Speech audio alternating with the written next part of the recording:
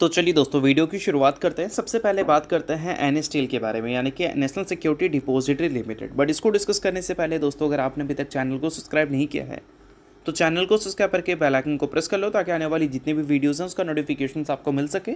और एक डिस्क्लेमर भी है, जो भी न्यूज़ एंड अपडेट्स हम लोग कवर करेंगे वो सारी एजुकेशन पर्पज़ के लिए है, सीखने के लिए है। तो इसको किसी भी तरह का इन्वेस्टमेंट एडवाइस मत समझना, आप खुद से भी रिसर्च और एनालिसिस कर सकते हैं। तो चलिए दोस्तों वीडियो की शुरुआत करते हैं। सबसे पहले बात करते हैं एनएसटीएल से रिलेटेड कुछ इंपॉर्टेंट न्यूज़ एंड अपडेट्स के बारे में। दोस्तों एनएसटीएल की अगर हम बात करें तो ये कंपनी का हालिया परफॉर्मेंस हमें काफ़ी ज़्यादा डिसअपॉइंटिंग भरा देखने को मिला है। 43.3% की गिरावट इस कंपनी के शेयर में हमें देखने को मिली है। और गिरावट का सबसे बड़ा कारण यह है कि कंपनी के रेवेन्यू उस पेस पर हमें ग्रो करते हुए दिखने को नहीं मिल रहे हैं जिस पेस पे ग्रो किया करते हुए दिखते थे। डबल डिजिट से कंपनी अपने रेवेन्यू को ग्रो करती थी, बट पिछले एक साल में रेवेन्यू ग्रोथ सिंगल डिजिट में आ चुकी है। और प्रॉफिट ग्रोथ भी हमें डबल डिजिट में देखने को मिलती थी, बट उसको कंपनी ने मेंटेन किया है। अब कुछ चीज़ें एनएसएल के लिए है जो कि प्रॉब्लम बना सकती है आने वाले क्वार्टर्स में भी, उसकी बात करेंगे। बट सबसे पहले एक चीज़ ध्यान में रखो कि Q4 की अर्निंग्स को जब आप देखोगे तो अर्निंग्स में कंपनी के रेवेन्यू आपको साफ साफ बढ़ते हुए देखने को मिलेंगे, जो कि काफ़ी सही बात है। बट कंपनी के ऑपरेटिंग प्रॉफिट मार्जिन्स पे जब आप ध्यान देते हो तो एक टाइम पे 32% था, गिरकर 29% पे आया, और अब देखोगे तो 22% पे आ चुका है। ऑपरेटिंग प्रॉफिट मार्जिन लगातार कंपनी का गिर रहा है। अब इसका सबसे बड़ा कारण है कंपनी का बिजनेस सेगमेंट्स। जब आप कंपनी के रेवेन्यू ब्रेकअप को देखोगे तो आपको समझ आएगा कि टोटल रेवेन्यू का 2% एनुअल फीस से जनरेट होता है, कस्टडी फीस से जनरेट होता है 15%, और ट्रांजेक्शन फीस से जनरेट होता है 23%। और ये जो ट्रांजेक्शन फीस है यही एनएसटीएल को हर्ट कर रहा है। देखो दोस्तों फिलहाल रिजल्ट का पीरियड चल रहा है, और रिजल्ट के पीरियड में हर कोई को अपनी कंपनी के रिजल्ट जानने हैं।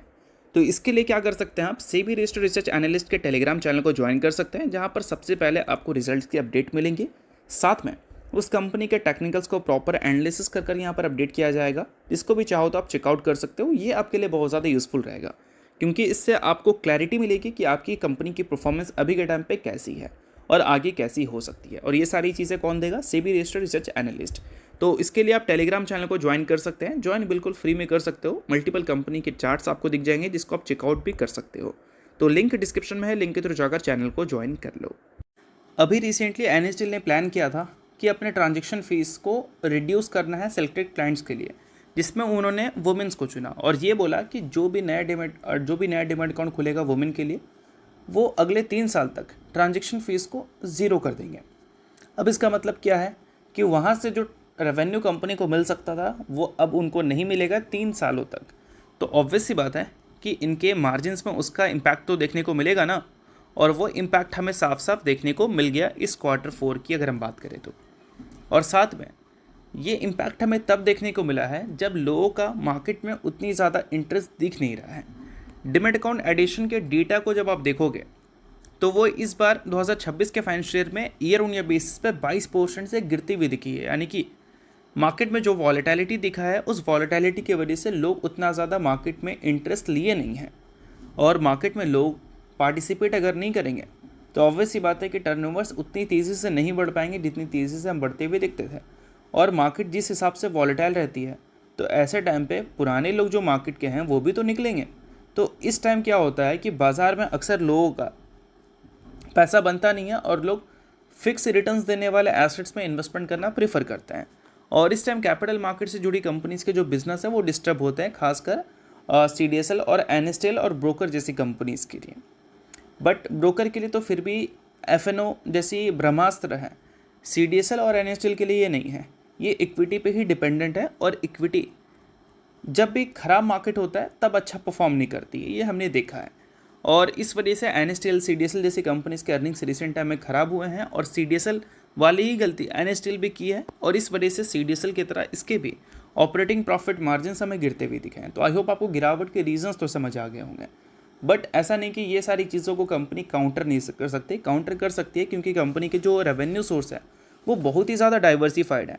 एनएसटीएल जैसा नहीं, CDSL जैसा नहीं है। एनएसटीएल CDSL के मुकाबले काफ़ी ज़्यादा डाइवर्सिफाइड बिजनेस करती है।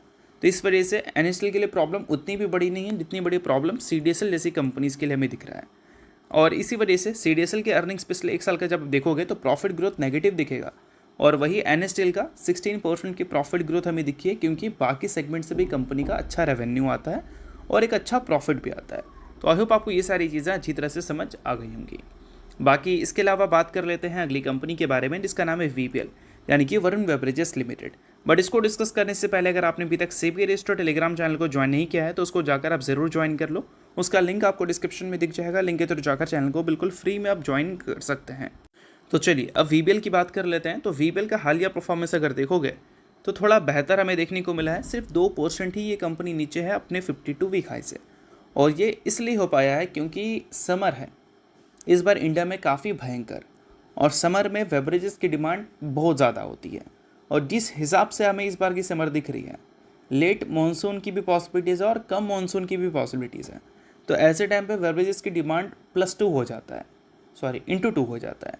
तो इस वजह से जो भी बेवरेजेस कंपनीज हैं लाइक पेप्सी हो, कोको कोला हो, उनकी जो एसोसिएट्स हैं वो इस बार काफ़ी ज़्यादा अच्छे नंबर्स रिपोर्ट कर सकती है, जिसमें वीबीएल का नाम आएगा। अब वीबीएल ने जो Q4 के नंबर्स रिपोर्ट किया है इस बार, इसका Q3 है, इसका Q1 है, बाकी के लिए Q4 है बट इसका Q1 है।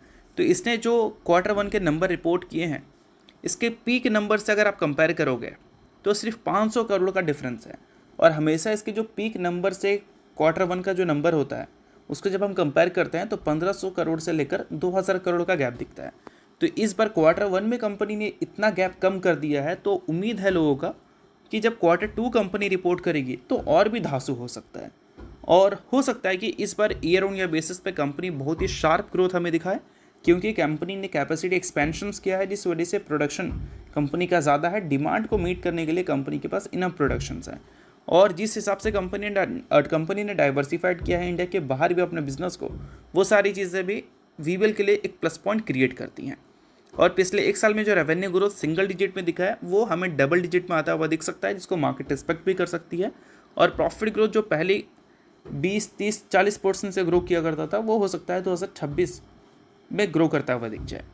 और बैलेंस शीट में कंपनी के अगर आप एसेट्स को देखोगे तो इस बार 2025 में काफ़ी शार्प तरीके से वो बढ़ता हुआ दिखा है, लगभग 3000 करोड़ से। और कंपनी के जो फाइनेंसिंग एक्टिविटीज़ हैं उसमें जो डेट लेने का कॉलम है और जो डेट रिपेमेंट का कॉलम है उसमें भी ह्यूज चेंजेस देखने को मिली है। इस बार कंपनी ने डेट लिया बहुत ज़्यादा कम है, और डेट रिपेमेंट भी इस बार आपको कम दिख रही है, क्योंकि लिया ही कंपनी ने कम है, इस वजह से रिपेमेंट भी हमें कम ही देखने को मिल रहा है। और कंपनी के शेयर होल्डिंग पैटर्न को देखोगे तो यहाँ पर एफआईएस की स्टेक्स बिकती हुई दिख रही है, डीआईएस की स्टेक्स बढ़ती हुई दिख रही है। बट अगर नंबर्स कंपनी ने अच्छे रिपोर्ट किए तो एफआईएस की वापसी मार्केट में वीबीएल में फिर से हो सकती है। बाकी वीबीएल ने कुछ अनाउंसमेंट्स किया था कि कैपिटल एक्सपेंडिचर के लिए कंपनी ने 1600 करोड़ का अमाउंट लेकर मतलब 1600 करोड़ का अमाउंट सेट कर रखा है, जिसको कंपनी फैसिलिटी को एक्सपेंशंस के लिए यूज़ करेगी, चाहे हम गोरखपुर की बात करें या फिर कंपनी के इंटरनेशनल ऑपरेशन की बात करें जो south Africa, Morocco and DRC में है। तो ये सारी चीज़ों को आप नोट डाउन कर सकते हो अगर आप वीबीएल के इन्वेस्टर हो तो। बाकी इसके अलावा बात कर लेते हैं अगली कंपनी के बारे में, जिसका नाम है ट्रेंट। हाल ही में दोस्तों ट्रेंट ने बोनस की अनाउंसमेंट की थी 1:2 के रेशियो में, जिसमें कंपनी ने हर 2 शेयर के बदले अपने इन्वेस्टर्स को 1 इक्विटी शेयर देने का फैसला किया था, जिसका एडजस्टमेंट हमें कल के दिन देखने को मिलेगा, क्योंकि कल के दिन ये बोनस का रिकॉर्ड डेट है। तो अगर आप ट्रेंट के इन्वेस्टर हो तो ये सारी चीज़ों को आप नोट कर लो, इन्वेस्टर नहीं हो आप इग्नोर कर सकते हो।